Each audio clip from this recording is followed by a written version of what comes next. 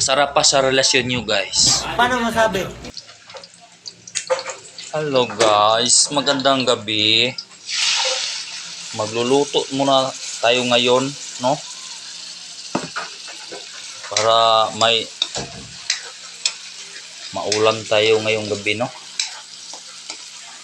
Nukos po ito, guys. Lagyan natin ng kalabasa. Oo. Saka kunting balatong at okra. Kasi nagbunga na yung mga tanim natin eh. Wow! Lagyan natin ng tubig mga kunti lang. Isang baso guro.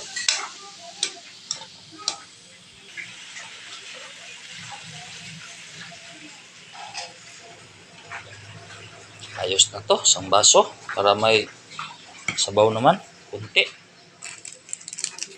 May gupi-gupin, lagyan ng bitsinin para masarapin.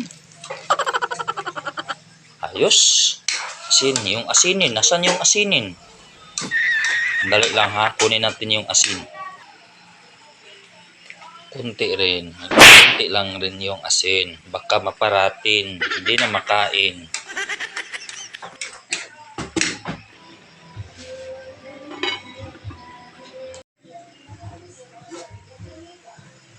Wow! Amoy pa lang, ulam na.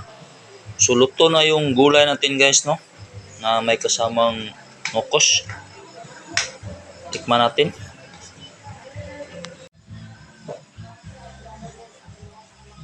Sarap pa sa relasyon nyo, guys. Paano masabi? Sana all.